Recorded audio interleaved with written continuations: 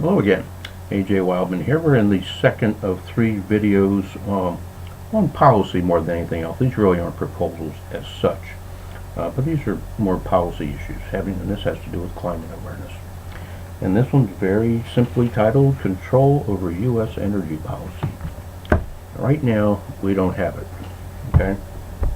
The Obama administration has made great strides in it. Alternative fuels, renewable fuels, so hats off to him in that effort.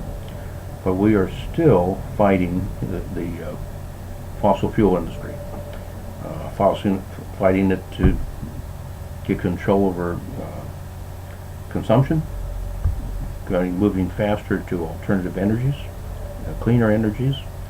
And again, there's really not a whole lot to say in this one other than we've got to get an energy symposium or something going.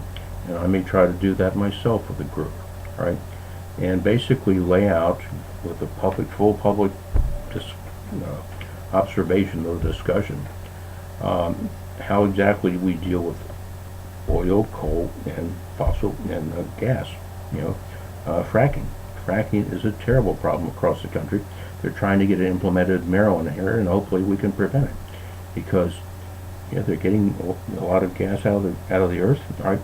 But they're also putting a lot of terrible chemicals into the earth. They are causing earthquakes. I'm not kidding you, all across the country. And maybe worst of all, besides people having, their faucets on fire in their kitchens, okay, it's ruining groundwater. And you ruin enough groundwater, you're going to ruin our ability to grow food, and that's going to become more and more of an issue over the rest of this century. Okay, as the climate continues to warm, much of the west, to the west of the Mississippi River, has become not only dry, it can become partially a desert like it used to be. Serious things are happening, and the oil companies don't care. Coal don't care, and we basically have to get these industries by the throat, and that's why I have a restructuring.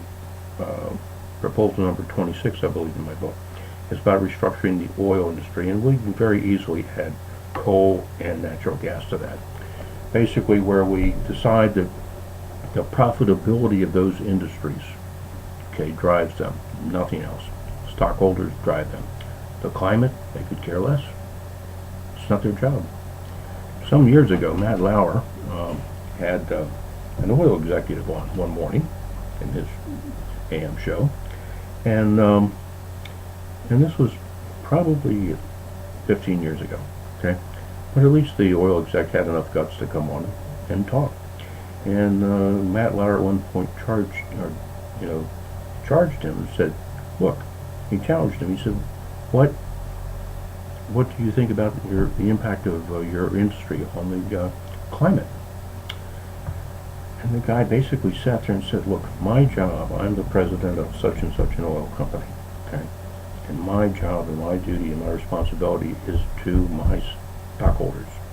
Secondly, to my employees, but mainly to my stockholders. And the climate is not my responsibility. It is not our responsibility. And I think he's pretty well inferred that if he didn't do the job, which is drill, baby, drill, okay, he'd be replaced by somebody else that would. That's business. Those are executives. That's what they do. They don't do the job that helps the stockholders, regardless of the industry. They're gone. So at least he had enough guts to say, like, not my job. And like I made a sarcastic comment in the book, it's like one day we're theoretically, we think of one day we're going to go to the gas pump and it's going to be dry. Okay, no more gasoline, no more petroleum. And we're going to say, what happened? And the oil companies are going to look at us and say, hey, you had decades to get ready for this, but weren't you getting prepared?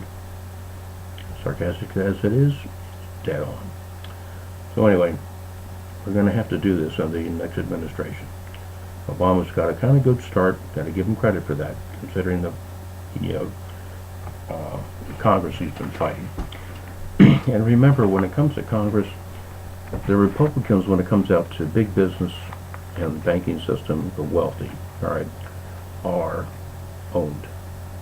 And the Democrats, on the other hand, are just about as owned, all right? So they're both taking money, they're both getting campaign contributions, and that's pretty much all the people in Congress care about, running for re-election and having somebody pay for it. These people are all too willing to write checks. So anyway, I digress a little bit, but not too much. All right, so that's it for now. And we'll talk about a little interesting little topic as a third. And this is Justin. So I'll do this next. Thank you and take care.